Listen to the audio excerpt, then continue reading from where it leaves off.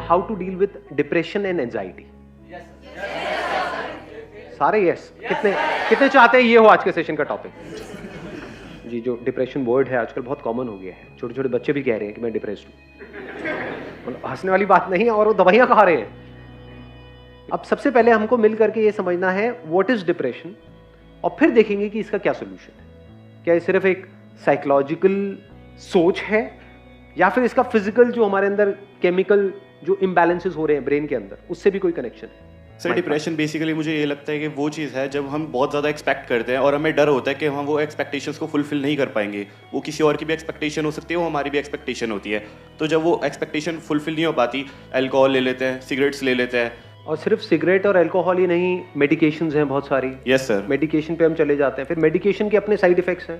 बिल्कुल सर। कोई भी मेडिकेशन होती है उसके अपने साइड इफेक्ट्स होते हैं। हाँ जी सर। पॉइंट ये आ रहा है, व्हाट इज डिप्रेशन? पीछे उनको देना मैं। स्टेट ऑफ माइंड पे डिपेंड कर रहा है कि हम नेगेटिव सोच रहे हैं पॉजिटिव। कि जिस तरह से हम सोच रहे हैं, जिस तरह से हमारे फीलिंग्स इमोशंस काम कर रहे हैं, क्या इसके पीछे कोई फिजिकल रीजन भी है? हम क्या करते हैं, हमेशा एक प्रॉब्लम के एक छोटे से फ्रेगमेंट को देखते हैं और उस फ्रेगमेंट पे काम करते रहते हैं। होलिस्टिक अप्रोच नहीं है हमारी। होलिस्टिक मतलब कि हम पूरी तरह से नहीं देखते हैं किसी भी प्रॉब्लम को। मान लो प्रॉब्लम ये है, इसके इतने से एस्पेक्ट को हमने देख लिया या आधे को देख लिया और उस आधे को ठीक करते चले जा रहे हो, क्या उससे वो प्रॉब्लम ठीक हो जाएगी? तो one is psychological, which I agree it is, उसमें कोई डाउट नहीं है कि अगर उल्टा सोचोगे तो फिजिकली हमारे बॉडी के ऊपर रिएक्शंस उस तरह के होने लग जाए। स्ट्रेस होगा तो फिजिकली प्रॉब्लम्स आने लग जाएंगे। बट क्या इसका कोई फिजिकल रीजन भी है डिप्रेशन का? कंसेक्यूटिव फेलियर्स, मतलब that's what I think, due to consecutive failures. एक बार बंदा फेल हुआ, उसके बाद दोबारा होता है, फिर दोबारा होता है, तो then somewhere the person starts to think that it's not just my belief, it's actually true that I am not that able. तो आप अगेन जो आप बोल रहे हो किस लेवल पे है? वो फिजिकल लेवल पे है, साइकोलॉजिकल लेवल पे? ये तो हो गया साइकोलॉजिकल, जिस पे मेरे बहुत सारे सेशंस ऑलरेडी हैं कि फेलियर से कैसे डील करना है, नेवर गिव अप, लाइफ को किस तरीके से देखना है कि एक इवेंट का एंड आपकी लाइफ का एंड नहीं है। क्या इसके पीछे कोई फिजिकल रीजन भी है या नहीं है? फिजिकली कुछ ऐसा हो रहा है हम सबके साथ में जहां पर कोई बहुत बड़ी गड़बड़ है, और उस फिजिकल की वजह से psychologically we are not feeling good. कई बार ऐसा नहीं होता कि उल्टा सीधा कुछ नहीं हुआ है आपके साथ में, मतलब सब कुछ ठीक चल रहा है, फिर भी आपको अच्छा नहीं लग रहा, यू आर फीलिंग बैड। ऐसा हुआ है या नहीं हुआ है? मतलब बिना किसी वजह के ही मूड खराब है, ऐसा होता है नहीं होता है? ऐसा क्यों होता है? फॉर एग्जाम्पल बीमार होते हैं तो अच्छा फील नहीं होता, तो क्या वो साइकोलॉजिकल रीजन है या अंदर कोई बैक्टीरिया है, कोई वायरस है, कुछ कोई गड़बड़ हो रही है फिजिकल लेवल पे? ज्यादातर यही बहुत बड़ी प्रॉब्लम होती है। होता क्या है कि if a person is not feeling good, वो 2-3 दिन तक फॉर एग्जाम्पल बेड पर है, उसका कुछ करने का मन नहीं कर रहा है, that person is feeling sad without any, नहीं वो ब्रेकअप नहीं, वो तो फिर साइकोलॉजिकल हो गया। समझ गए? ब्रेकअप की वजह से बहुत सारे लोग खुश भी तो होते हैं।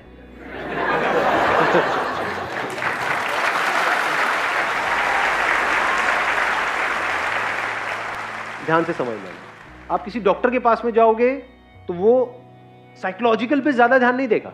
वो क्या करेगा, फटाफट से अपना वो निकाला, उस पर लिखा ये खा लो, तो वो किस लेवल पे काम कर रहा है? फिजिकल। और एक्चुअल में साइकोलॉजिकल लेवल पे आपको खुद काम करना होता है, कोई और आपके लिए नहीं कर सकता है। बाहर से कोई कितना भी बोलता रहे, चाहे वो डॉक्टर बोल रहा है, चाहे मैं बोल रहा हूं, चाहे कोई और बोल रहा है, इतना फर्क नहीं पड़ता है जब तक कि आपके खुद के अंदर से ना आ जाए कि मुझे अपनी थिंकिंग को चेंज करना है। तो साइकोलॉजिकली अपने आप को कैसे ठीक करना है, वो किसके हाथ में कंट्रोल है?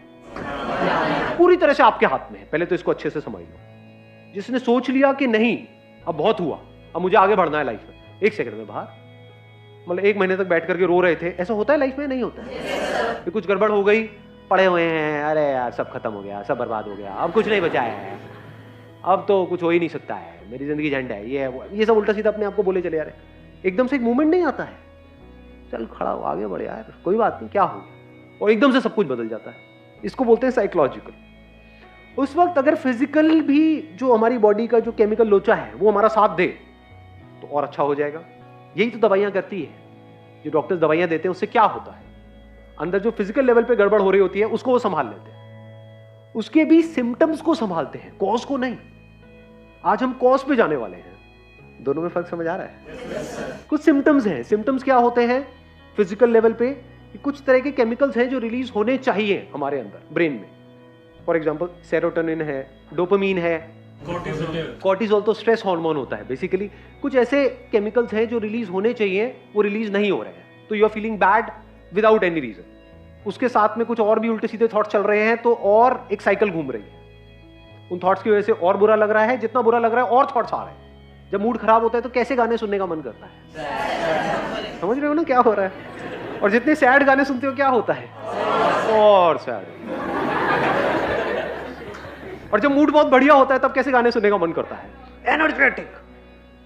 समझ रहे हो ना ये कैसे एक दूसरे को इंपैक्ट करता है, फिजिकल और साइकोलॉजिकल। इन दोनों को अगर हम समझ पाएं और इन दोनों लेवल्स पे अच्छे से काम करें, तब जाकर के इस प्रॉब्लम का हम एक्चुअल में परमानेंट सॉल्यूशन निकाल पाए।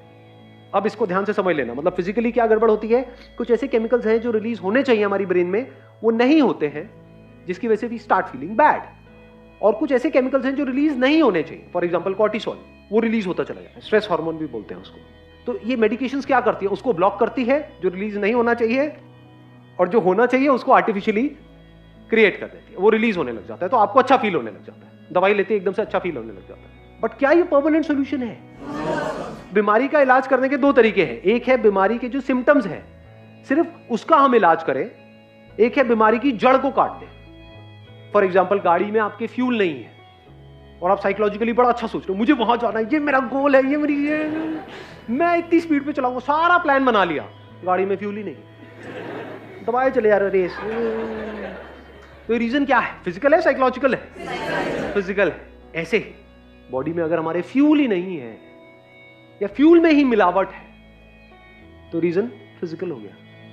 मान लो किसी का पेट ब्लॉक है, 4-5 दिन से काम ही नहीं हुआ है, और वो यहां पर बैठे हुए हैं, बैठे होंगे,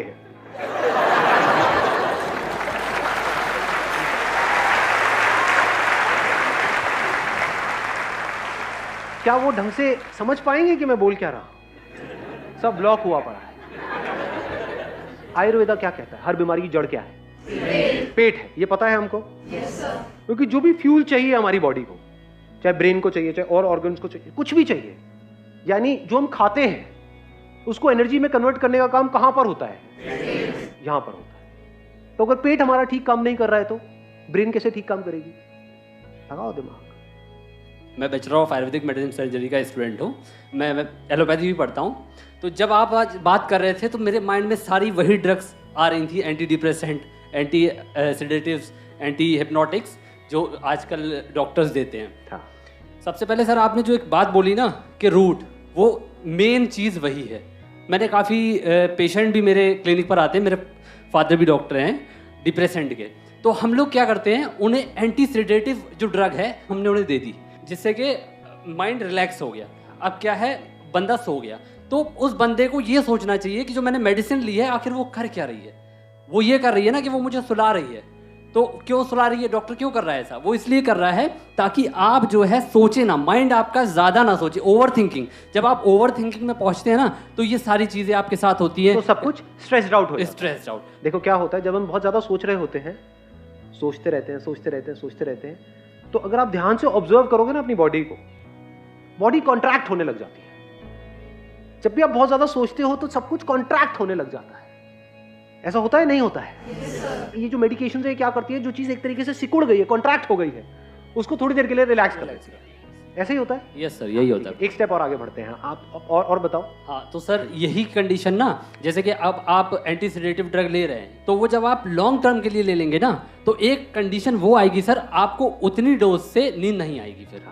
ये इसका साइड इफेक्ट, ये इसका साइड इफेक्ट जो आप सर बात कर रहे हैं, डोज बढ़ानी पड़ेगी। हाँ, डोज बढ़ानी पड़ेगी। तो इससे क्या होगी कंडीशन, आगे के लिए हमारे लिए बहुत प्रॉब्लम हो जाती है उस ड्रग से। और एक प्रॉब्लम और है मेडिकेशंस में, वो भी मैं यहाँ पे क्लियर कर देता हूँ। मेडिकेशन क्या कर सकती है, एक तो जो आपकी बॉडी स्ट्रेस्ड आउट हुई पड़ी है, ब्रेन स्ट्रेस्ड आउट है, आपके ऑर्गन स्ट्रेस्ड आउट है, उसको रिलैक्स कर दिया। दूसरी तरफ से ये क्या कर सकती है, आपको उठा सकती है, कुछ ऐसे केमिकल्स रिलीज कर सकते हैं जिसकी वजह से आप एक्साइटेड हो जाओगे। ये दोनों ही स्टेजेस अगर नेचुरल ना हो तो खतरनाक है। जैसे कि सर कैफीन होती है, हाँ, जैसे कि हम लोग चाय पीते हैं तो उसमें कैफीन होता है। हाँ। तो कैफीन हमको हैप्पी हार्मोन्स रिलीज कराता है, हमको बहुत अच्छा लगता है। हम लोग क्यों कहते हैं चाय पीनी है, हमको चाय पीने के बाद अच्छा लगता है। हाँ। उसमें कैफीन होता है। हाँ सर, यही सब। राइट। हाँ, एक मिनट रुको, अभी हम और बात करेंगे। नहीं, सही है, क्योंकि टेक्निकली भी बात हो रही है ना। Is over thinking a problem? It is not a problem, क्योंकि कुछ भी काम आपको करना है तो आपको सोचना पड़ता है। क्या लगता है ये जो एथलीट्स हैं, क्रिकेटर्स हैं, जब ये खेल रहे होते हैं, इनकी थॉट प्रोसेस किस लेवल पे चल रही होती है? तेजी से सोच रहे होते हैं, बहुत धीरे सोच रहे होते हैं? तो speed of thinking is not a problem. Thinking is not a problem. अगर उस थिंकिंग में कॉन्फ्लिक्ट है तो प्रॉब्लम है। अगर उस थिंकिंग में क्लैरिटी नहीं है तो प्रॉब्लम है। क्लैरिटी है तो जितना मर्जी सोच लो, कोई दिक्कत नहीं है। जैसे अभी ये सेशन हमारा चलने वाला है, मान लो जितनी भी देर तक चलने वाला है, अगर ये पूरे दिन भी चलता रहे तो मुझे कोई दिक्कत नहीं है। I will not feel tired. तो मैं अभी सोच रहा हूं या नहीं सोच रहा हूं, या फिर रिलैक्स पड़ा हुआ? हाँ, क्या बोल रहे हो भैया? ऐसा तो नहीं है ना?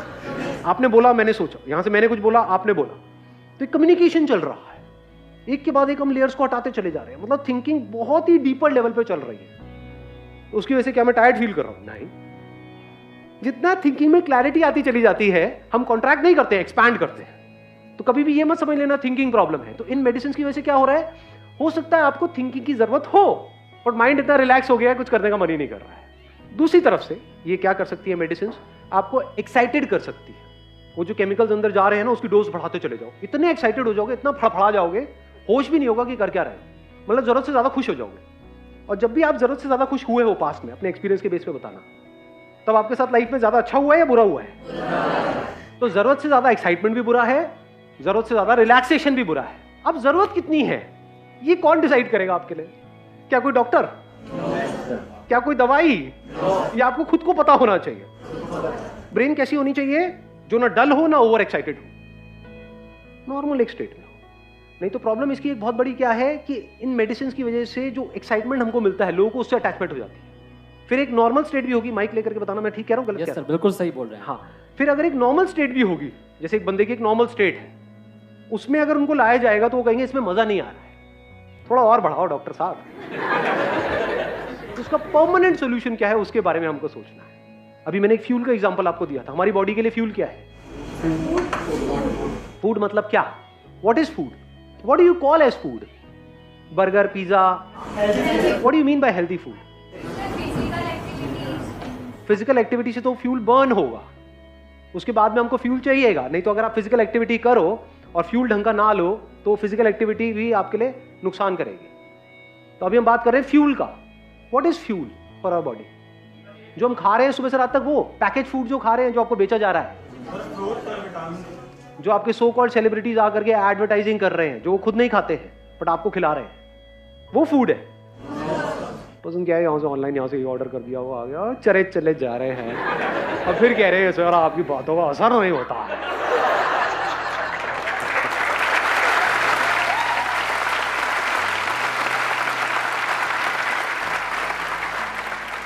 डाइट के बारे में एटलीस्ट बेसिक नॉलेज आप गैदर कर लो। ये जो वाइट चीजें होती हैं उसको अवॉइड करो। वाइट क्या है? शुगर, सॉल्ट, वाइट ब्रेड, ये सब जो वाइट चीजें होती है ना, उससे थोड़ा सा बच करके रहो। तो अब फ्यूल क्या है? फ्यूल सिर्फ खाना नहीं है, ये बहुत बड़ी गलतफहमी है। घोड़ा क्या खाता है? चने तो अगर हम खिला दे तो खाता है, चने कहां से खाएगा वो?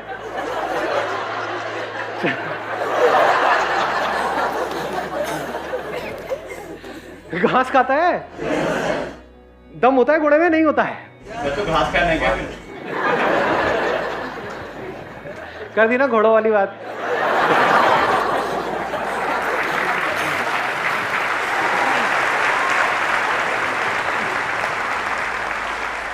अरे मैं घास खाने के लिए नहीं क्या, घास में क्या होता है इतना नहीं पता है? मतलब कोई साइंस बैकग्राउंड से नहीं है? क्लोरोफिल नहीं होता है? क्लोरोफिल मतलब क्या, कहां से बनता है वो? सनलाइट से। तो इनडायरेक्टली क्या घोड़ा सनलाइट नहीं खा रहा है? सनलाइट में एनर्जी है या नहीं है? Vitamin D. अब देख लो ये क्या गड़बड़ हो रही है। सनलाइट मतलब विटामिन डी। सनलाइट का रोल सिर्फ विटामिन डी तक है, या सनलाइट के जो हजारों लाखों फायदे हैं उसमें से एक है विटामिन डी? तो फ्यूल मतलब सिर्फ खाना नहीं, that is just one aspect of fuel. धरती, जल, अग्नि, वायु, आकाश, ये 5 तरह का फ्यूल है। फ्यूल से क्या होता है? अगर फ्यूल सही जाए हमारी बॉडी में, आपको मेडिसिन की जरूरत नहीं है। If you take the right kind of food for your body, that food is medicine without any side effects. You don't need additional medicine अगर फूड को ही आप ठीक कर लो तो. Does it make sense? तो पहला क्या आया? धरती. धरती से रिलेटेड क्या आ गया? फ्रूट्स, वेजिटेबल्स, ये वो.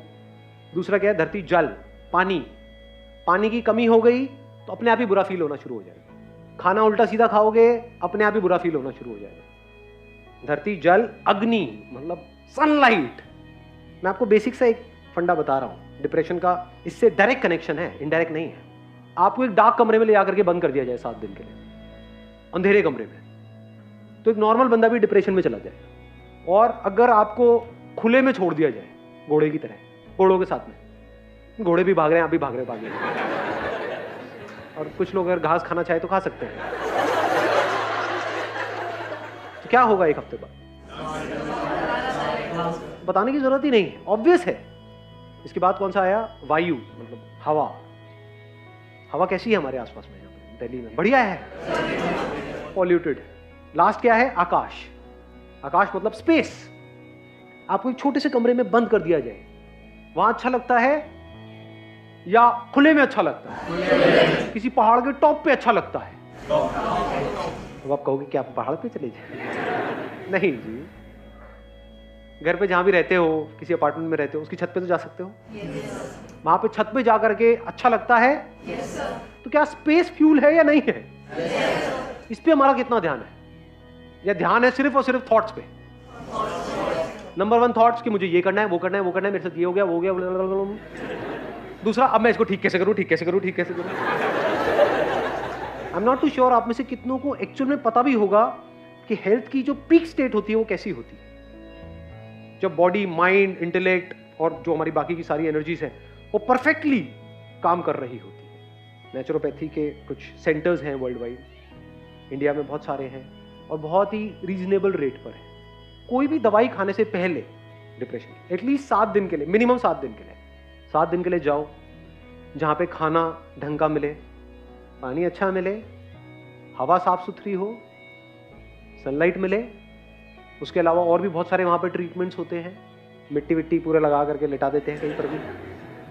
ऐसा ना हो कहीं जाओ और मैं भी साथ में. सर आप भी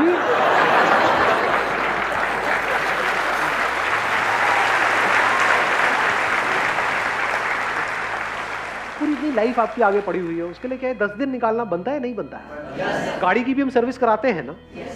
अपनी कितनी बार आपने एक्चुअल में सर्विस करी है अपनी बॉडी की?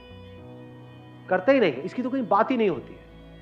बात क्या होती है? टॉप करो, ये करो, वो करो. इट्स ऑल अबाउट करो करो करो करो करो. तो करके भी इन खचरों का कुछ होता नहीं है और रोने लग जाते हैं तो सर ये तो कर लिया लेकिन सर लेकिन सर लेकिन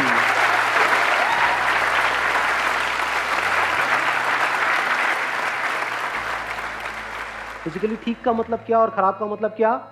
डिस ईज. इसी में इसका मीनिंग छुपा हुआ है. Dis ease, when you are not at ease, that is disease. जो भी आप गड़बड़ कर रहे हो फ्यूल के लेवल पे, वो गड़बड़ करनी बंद कर दो तो बॉडी अपने आप ही एट ईज हो जाती है. Once you are at ease, mind clear हो जाता है, तब आप डिसीजंस ले सकते हो अपनी लाइफ के. और वहां पे जा करके आप ये सोच भी सकते हो कि यहाँ पे जो भी मैं अभी कर रहा हूं 7 दिन तक या 10 दिन तक या 15 दिन तक, उसको प्रैक्टिकली अपनी लाइफ में अप्लाई कैसे करूंगा अगले 1 साल तक. नहीं तो वो 7 दिन 10 दिन एक हॉलीडे की तरह हो गया, बेकार हो गया. You got the answer of this particular problem. क्योंकि हो सकता है अभी आप में से कोई इसको फेस नहीं कर रहा है, लेकिन जिस तरह का हमारा लाइफस्टाइल है, जिस तरह का स्ट्रेस है, जिस तरह से कॉम्पिटिटिव एनवायरनमेंट है, आने वाले टाइम में आप सब इस सिचुएशन को फेस करने वाले हो. तो इस प्रॉब्लम को फेस करने के लिए, यानी साइकोलॉजिकल लेवल पे जो गड़बड़ है उसको फेस करने के लिए बॉडी आपका साथ दे तो बेटर है. Wish you all the very best. Thank you so much for coming.